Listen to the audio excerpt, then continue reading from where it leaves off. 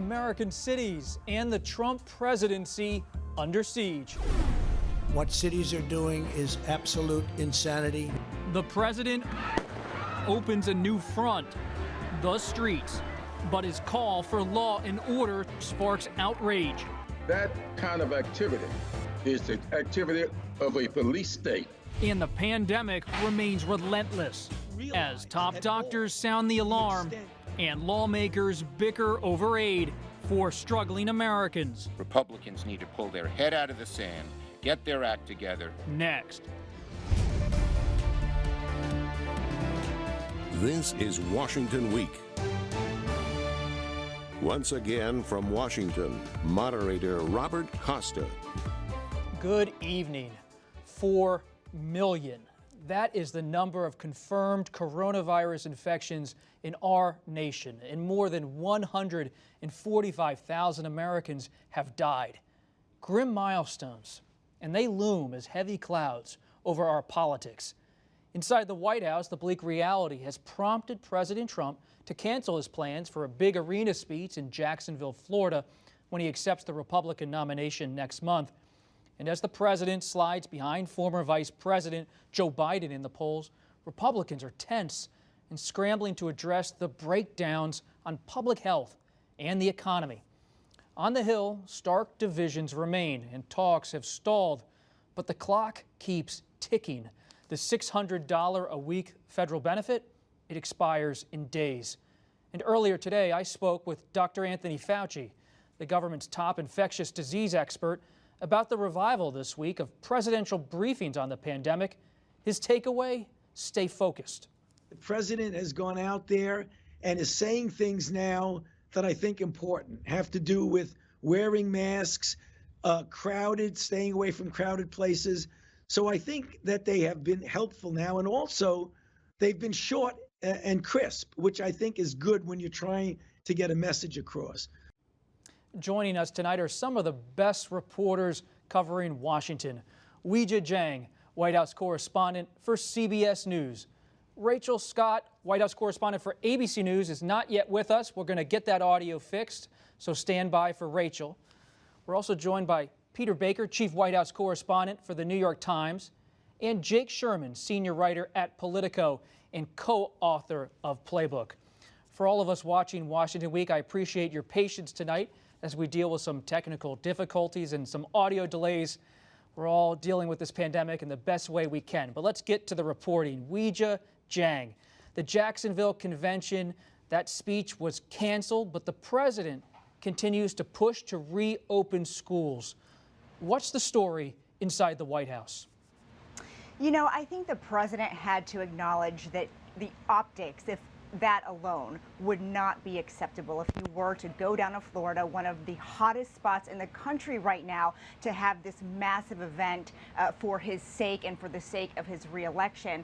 At the same time, he wants things to get back to normal, and that's why he continues to push for schools. And the White House is arguing that these are two very different things, because with regard to students and schools, you're not talking about cramming thousands of people together at one place at one time. But certainly the question still remains, why is it safe for students to go back whenever there's still, admittedly from the White House itself and Dr. Deborah Birx, not enough data about how these kids transmit the virus. And, they've said from the very beginning, Bob, that this isn't just about the kids. It's about grandma and grandpa at home and what it could mean for them if they take it to them. Peter, build on that. Why the shift now from the president on the convention on face coverings? Look, this is a moment when, reality has come home to bite the president. He wanted for weeks to tell us that the coronavirus pandemic was behind us in large part, that there were only embers left. This week, he admitted for the first time in a while that there are big fires. That's the phrase he used about Florida and some of the other states in the South and the West. It's been a desire of the president, of course, to move beyond this in order to try to get the economy going and try to get the country in a semblance of normalcy by the fall, when he's going to face Joe Biden in this election. But the virus isn't cooperating. And the numbers are undeniable by this point. 60,000 new cases a week, 60,000 new cases a day, which is twice the rate we we were having back in March and April when we thought we were at the peak. 1,000 new deaths a day. That's still lower, thank goodness, than it was in that spring peak, but it's on the rise. And these hospitals are overwhelmed in some of these places. So I think that the reality of that has come back and it forced the president to acknowledge what he would just as soon have not if he didn't have to. Peter, a quick follow-up. Who has pushed the president along on these issues inside the White House? Is there anyone playing that kind of key role? Well, that's a great question. You know, in hindsight, I think a lot of them would tell you that they have given him advice about this, that he needs to take this more seriously. I don't have, the specific breakdowns. I know in terms of the briefings, there was some skepticism early on, for instance, by, Jared Kushner and Hope Hicks about whether to start them again. They thought briefings might be fine, but they shouldn't be at the White House because the president would want to come by. Maybe they should be done at the Health and Human Services Department.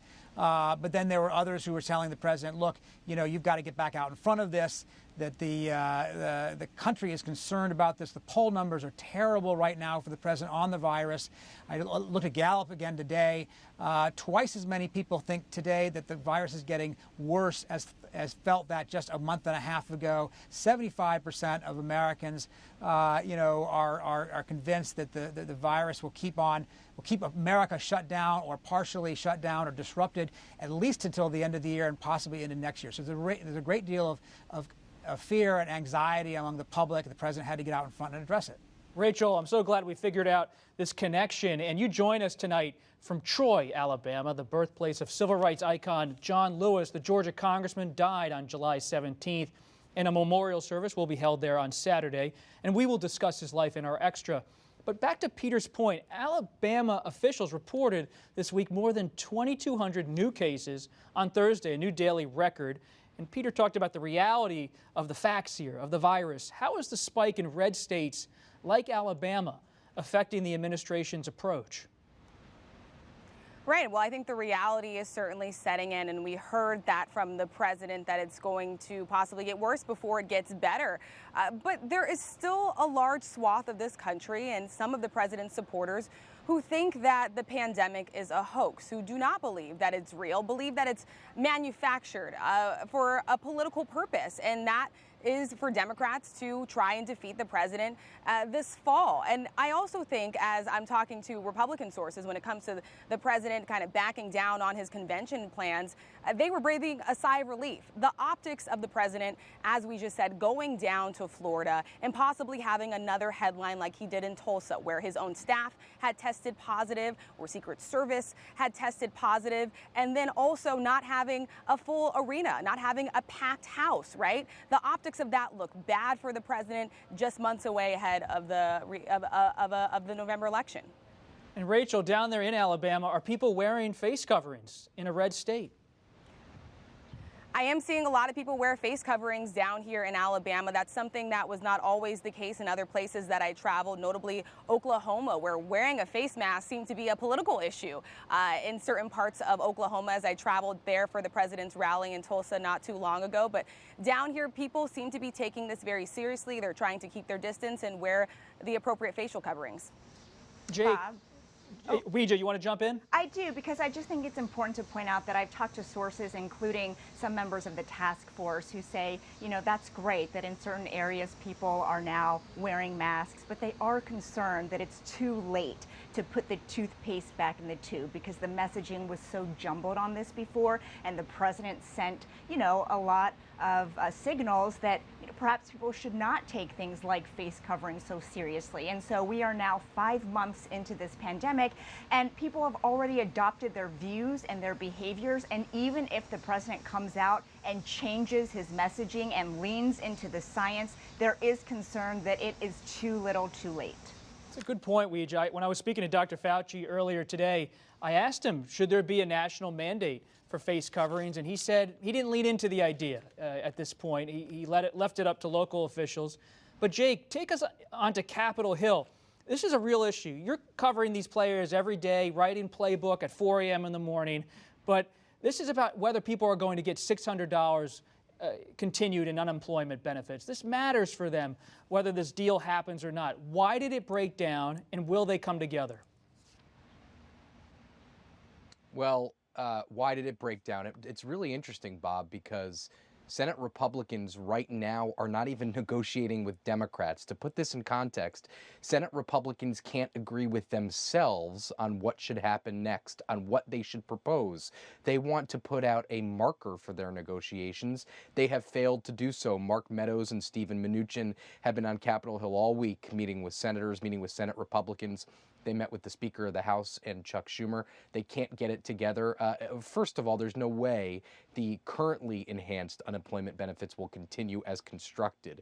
People are not going to get $600. There's other discussions about maybe 70% of lost wages. There's other formulas that are under consideration, but the current formula, which expires 1 week from today, is done. Now, the larger question will be whether Senate Republicans can get a deal once they coalesce around something with Nancy Pelosi. And there was an anecdote from a meeting with Mark Meadows and Stephen Mnuchin where Mark Meadows and Mnuchin said, we're going to give you $105 billion for schools, not the 100 you asked for. We're going to give you even more. And Nancy Pelosi turned to him and said, we need $400 billion, not 100. So that kind of illustrates the gap between the two sides at this point as they try to cobble this deal together in the next 2-3 weeks before the August recess, which is going to be delayed this year, just like everything else. And yes, this has real world impacts. And at this point, I would be pretty bearish on quick resolution to a coronavirus stimulus package. But Jake, just quickly, what's holding the Republicans back? What do they want here? Is it liability insurance for businesses? Why are they holding back on aid for schools and states? Well, like everything else, there's some Republicans who want to spend more money. Many Republicans want to spend, $1 trillion. There's some Republicans that believe they only need $200-300 billion. They believe the economy has healed enough that they don't need a big package. There are skeptics about state and local money. Some just want to give flexibility for money that they already have. So there's just a huge, huge gap between the Republicans within the Senate Republican Conference.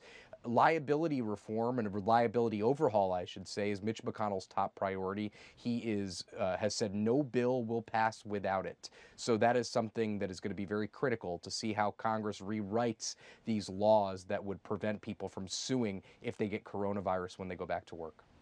So all that's happening on Capitol Hill, but as the president strains to contain the pandemic and the Congress debates, the president is also taking aggressive steps to contain American cities. A use of executive power that has underscored his law and order campaign message, but his moves have alarmed Democrats and some Republicans. There's no conceivable scenario that I think that this massive invasion basically should be done or can be done effectively without local support. This is a democracy, not a dictatorship. We cannot have secret police abducting people and putting them in unmarked vehicles. That's what we call tyranny and dictatorship, and we are not having it in Chicago. Weijia, we've seen federal agents in the past work with local officials on drug task forces. We've seen coordination, but this is a situation where federal agents are coming into cities without coordination often with the mayors, with the governors. Will the White House, will the president listen and back off?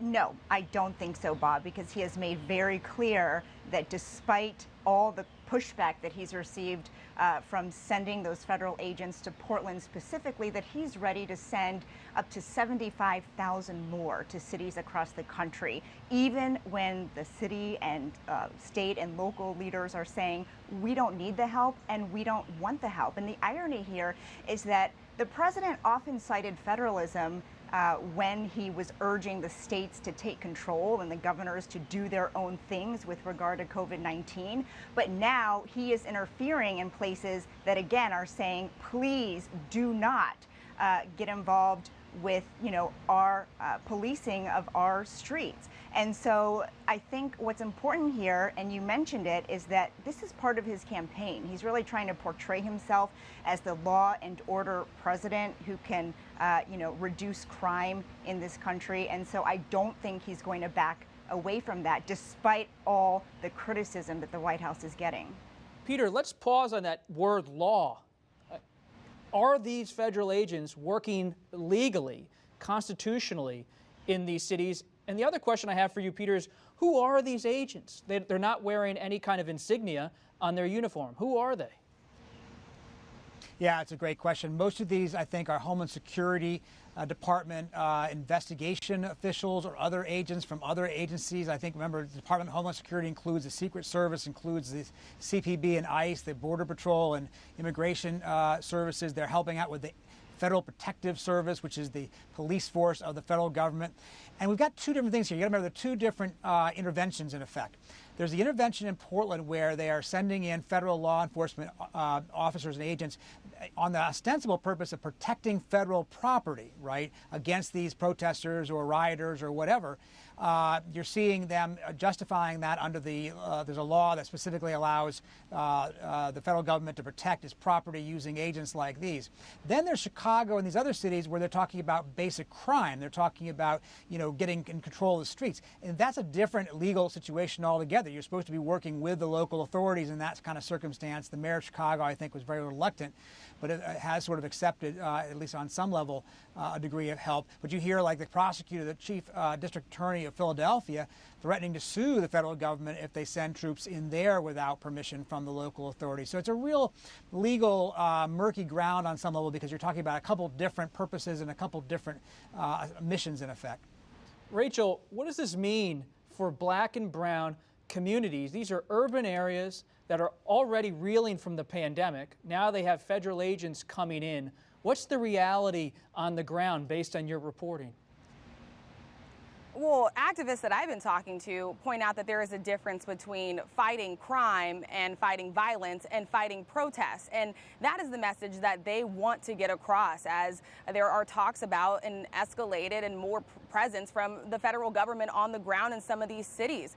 Listen, protesters want to be heard. They want the president, they want the federal government to come and listen to their stories, to understand what is happening in their communities. They do not want to see more policing. And I think just a few weeks ago when the protests were happening just outside of the White House and we saw every single day, we saw the people get further away from the people's house, the gates, the military presence that was on the ground. People were really upset about that. They thought the president was missing the message. And so they want to see a community investment. And it's important to note here that as we talk about all of this happening in the backdrop of the president's campaign, as he's painting himself as the law and order candidate and painting Joe Biden as the defund the police candidate, which is not true. Joe Biden does not believe in defunding the police.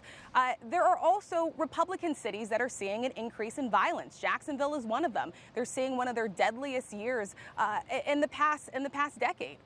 Jake, that point Rachel just made about the campaign, when you're talking to Republicans on Capitol Hill about the president's moves with DHS and other agencies, is it all quiet on the GOP front? Do they see this as an effort to win over suburban white voters in the suburbs?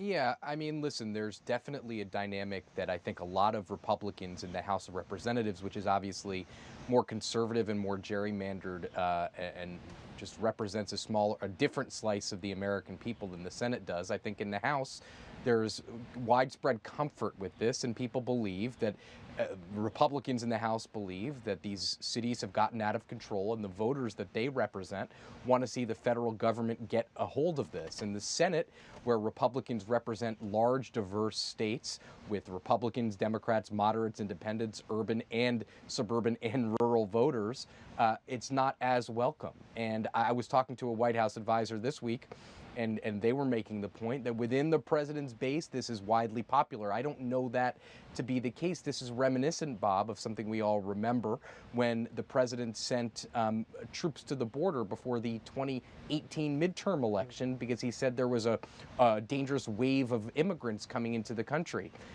We'll see if this continues apace just like this, but it does have that reminiscent feeling. Meanwhile, Democrats are plus 10 on the generic ballot, which means 10 percentage points is the lead. Voters want Democrats over the generic Republican. So, I mean, Democrats are really on the congressional level pulling away with this election in a very serious and profound way. Weijia, we saw in the White House briefing room on Friday, Kayleigh McEnany, the press secretary, was following up on the president's message, showing images of protests and these different scenes in American cities.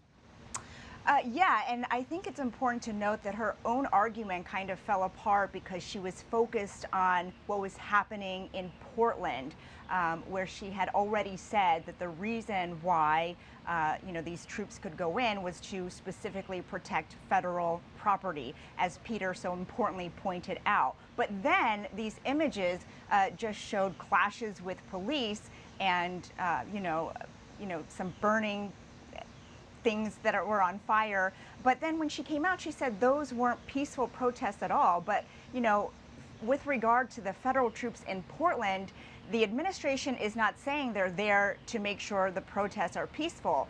They are saying that it's there to protect the federal property, which again sort of did not jive with her message. But overall, they continue to say that the president is just focused on safety, and that's why, he launched this new initiative called Operation Legend, as Peter mentioned, to just go into other cities and try to reduce crime more in general terms. But, I think Jake brings up really important points that whenever you're talking about cities that just simply do not want the help, it's a hard case to make.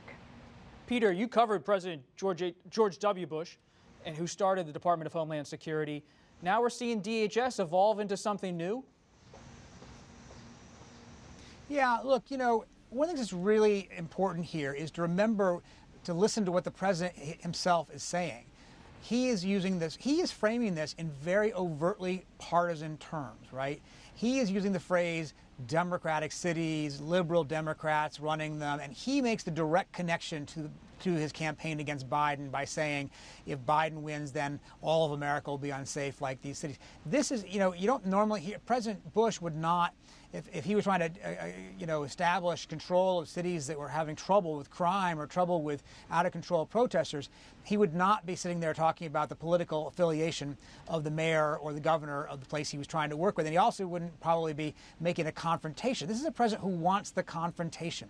He wants to say these Democrats are ruining our cities and we have to vote them out or vote out at least Joe Biden as a result. It's a very openly political argument. I heard Kayleigh McEnany at the briefing today refer to Democrat streets. I wasn't aware that streets in America were Democrat or Republican. I thought they were just American streets. But that's the way they're framing this issue. It's very overtly partisan in a way I don't think we've heard in other White Houses. Rachel, does this whole moment inform the Biden campaign as he looks at his VP choice? You think about the issues of race and politics and law enforcement. Val Demings, a Florida congresswoman who comes from a law enforcement background. Karen Bass from California, from the LA area. How does this all play out in the Biden world? Yeah, well, they're certainly keeping the time in which we are in right now in mind as he narrows down his selection for his vice presidential pick. And it's important to note, too, on the Republican side, the Trump campaign, sources that I've talked to, they're hoping and betting on Biden picking someone that's to the left of him, right, a progressive. And part of what they're trying to do now is paint Biden. The president's campaign manager said people know Biden, but they don't know Biden. So they're trying to paint this picture of what they believe Biden can be and depict what they believe Biden is to the rest of America. But there's no doubt about it. Voters are on the edge of their seats, also waiting to hear. I was just speaking to one voter in Minneapolis who said for him, the decision between Trump and Biden is going to come down to two things. One, who Biden picks for his VP, and then the debates. Jake, just to wrap us up here tonight, when you talk to top advisors to President Trump, and I know you've talked to them this week, what is their view of the president's efforts on the cities in this country? They think it's strong. They think it shows his strength. It shows his resolve. It shows his ability to get control of a situation. I would be inaccurate to say they all agree, but they believe that these scenes around the country are abhorrent, and they want these federal officials to take control of it. And they believe, as everyone has said, it plays into this re-election effort. That's all the time we have. Many thanks to our reporters for a night that had a little bit of technical difficulty, but everyone held steady. I appreciate it. Weijia, Jiang, Rachel Scott, Peter Baker, and Jake Sherman, 4 of the best. And thank you for joining us. On our Extra, which you can find on our social media and website, we will pay tribute to Congressman John Lewis. What a life. What an American. Whenever his country called, He stood up on a bridge in Selma, in the streets, and in Congress. I'm Robert Costa. Good night from Washington.